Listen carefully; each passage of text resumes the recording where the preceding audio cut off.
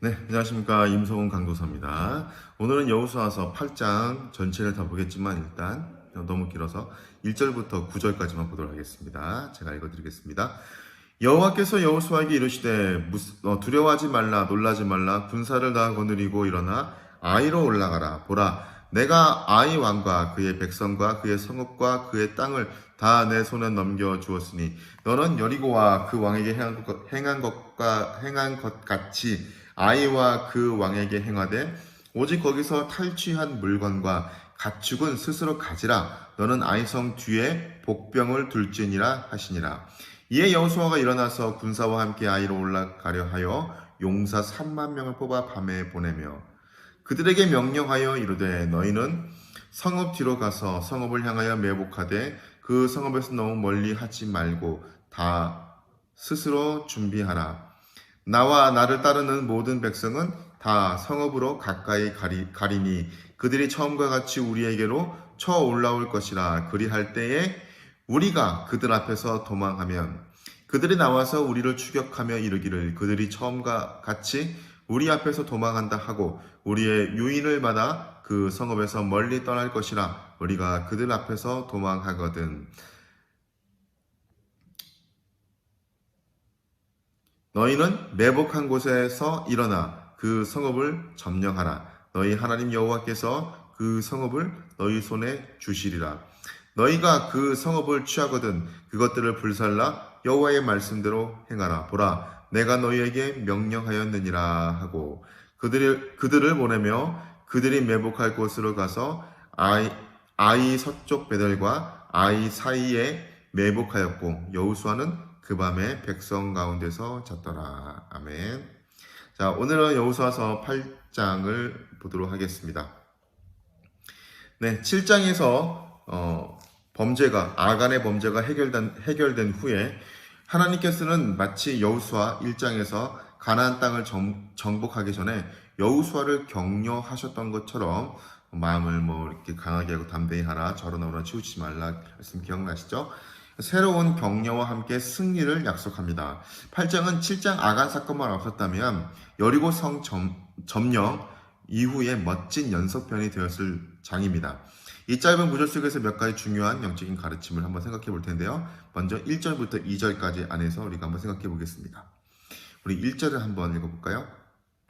시작. 여호와께서 여호수아에게 이르시되 두려워하지 말라 놀라지 말라 군사를 다 거느리고 일어나 아이로 올라가라. 보라, 내가 아이 왕과 그의 백성과 그의 성읍과 그의 땅을 다 내 손에 넘겨 주었으니.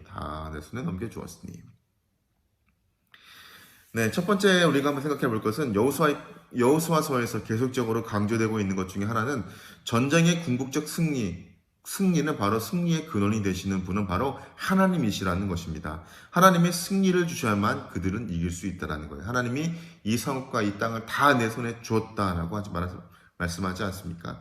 자, 두 번째는 여리고 성 점령 때와는 달리 아이 성에서는 하나님께서 탈취한 물건과 가축을 취하라고 명령하십니다. 여기서 아이러니한 비극적 감정이 교차가 됩니다. 아간이 그 탐욕과 범죄의 유혹에 조금만 더 참고 물리쳤다면 아간의 가족과 이스라엘 백성들은 하나님의 축복과 전쟁의 승리와 필요한 물질들을 다 얻을 수 있었을 것입니다. 참 안타깝죠. 이거 저번에 한번 살펴봤죠. 그러나 아간은 탐욕을 물리치는 대신 유혹을 택했고 정하신 때 뿐만이 아니라 그 물리치는 대신 죄송합니다. 아간은 탐욕의 유혹을 물리치는데 실패를 했을 뿐만 아니라 정하신 때에 필요한 것을 채워주시는 하나님의 은총을 신뢰하지 못했던 거죠.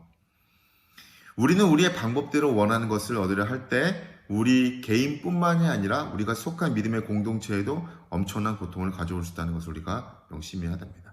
사실은 우리가 코너에 몰리게 되고 그러면 정말 우리가 견물생심이라고 해서 보이게 되면 이렇게 취하고 싶은 그런 게 있나 봐요.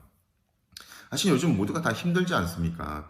모두가 다 힘든 이때에 하나님의 어떤 우리의 필요를 채워주시는 분이시다. 하나님의 우리 정하신 때 하나님의 때에 우리의 필요를 채워주시는 그 주님의 은총이 있다라는 사실을 우리가 간과하고 신뢰하지 못한다면 참 늘 쫓기는 그 삶이고 또 그런 유혹에 우리가 약하게 넘어지는 부분들이 많이 발생하게 됩니다. 사실 저는 이제 아프리카 갈 때 다 많이 힘들잖아요. 여기도 이제 그 아프리카 티가 있는데, 저는 사실 이제 우리가 아내가 아프리카 선교를 이야기했을 때 우리가 돈이 없는데 어떻게 아프리카 선교를 가겠냐 하는데 하나님이 채워주실 걸 우리 기도하고 하나님의 뜻이면 채워준다 그러고 열심히 기도했어요. 사실 저는 좀 반신반의했습니다. 왜냐면 우리 남자들은 약간 좀 현실적인 부분들이 많잖아요.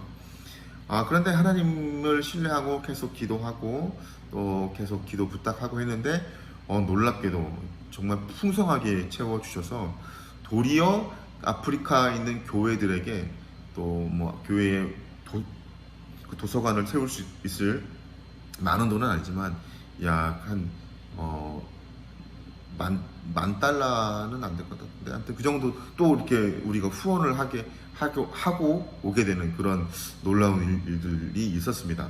하나님은 우리의 필요를 정하신 때에 채워준다는 사실을 믿고 신뢰하며 나가야 줄 믿습니다. 그 다음에 8장 3절부터 29절까지인데요. 여리고성 점령 때와는 다르게 한 가지 달라진 점이 있다면 이것은 아이성을 점령하는 데 있어서는 정말 조심스럽게 계획된 군사 전략이 있었다는 겁니다. 8장에서 이런 전쟁의 전략과 실전을 매우 상세하게 묘사하고 있습니다.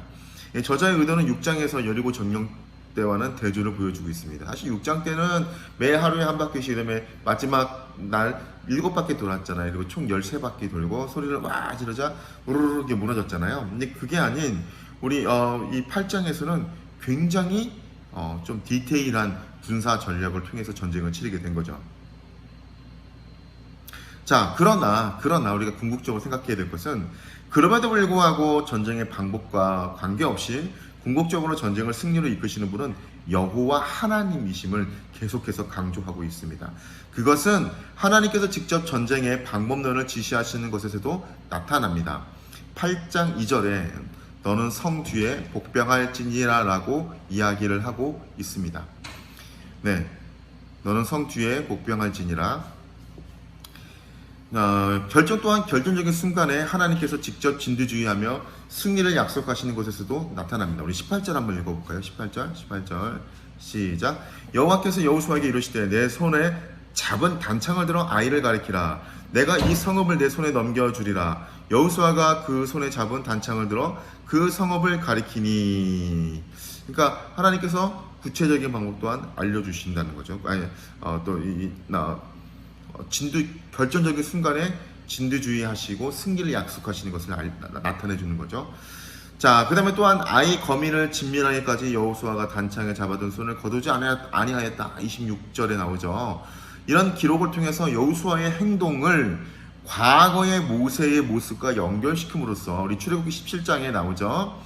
이 전쟁의 궁극적인 승리를 주시는 분은 모세 때 아말렉 군대와의 전쟁에서 승리를 주셨다는 바로 그 여호와 하나님이심을 분명히 하고 있는 거죠. 여호와 리시, 여호와 하나님. 아론과 훌이 모세를 도와서 이렇게 기도 지팡이로 올리면 이스라엘 백성이 승리하고 내리면 졌잖아요. 또 전쟁의 현장에서는 여호수아가 열심히 싸우고 있었죠. 사실 여호수아 이름 조슈아, 즉 예수라는 이름을 뜻을 가지고 있잖아요. 똑같은 이름이에요. 자, 예수님의 모형으로서 삶의 현장에서 직접 앞서 싸우시고 또 뒤에 모세와 아론과 훌은 기도하는 모습으로서 우리가 삶을 먼저 우리가 기도하고 하나님 앞에 나갈 때 하나님께서 먼저 앞서가서 싸우시는, 예수님께서 먼저 앞서 싸우시는 모습을 우리가 볼 수 있죠. 물론 이제 이 균형으로 두 가지 삶과 기도와 삶을 균형 있게 봐야 된다는 균형 잡힌 그런 시각도 있습니다. 어쨌든 그때와 연결을 시키고 있다. 마지막으로 아이 전쟁을 마침에 있어 이제 모든 면에서 이스라엘 백성들이 하나님께 순종하는 모습으로 결론을 맺게 됩니다. 우리 8장 27절 읽진 않았지만 한번 읽어볼게요. 8장 29절 한번 보겠습니다. 29절.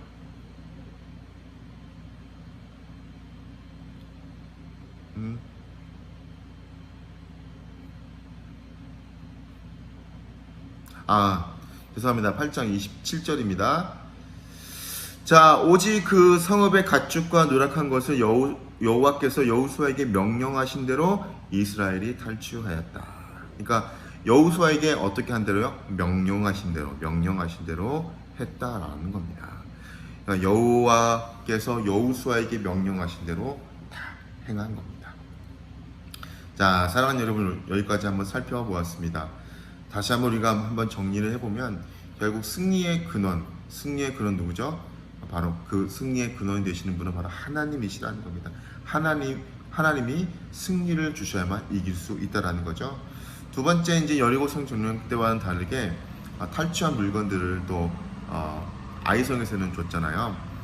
그것처럼 우리가 삶이 힘들고 어렵고 우리의 궁핍함, 그리고 또 이런 필요한 부분들이 있잖아요. 너무 조급해하지 마시고, 우리가 물론 삶 속에서 열심히 정말 일상을 열심히 전쟁터 같은 일상을 살아내야겠지만, 우리 삶에서 또 최선을 다하고 하나님이 정하신 때에 필요한 것을 채워주시는 그 하나님이 계시다는 것을 우리가 믿고 그분의 은총을 기다릴 줄 아는, 인내할 줄 아는 우리가 되어야 될 줄 믿습니다.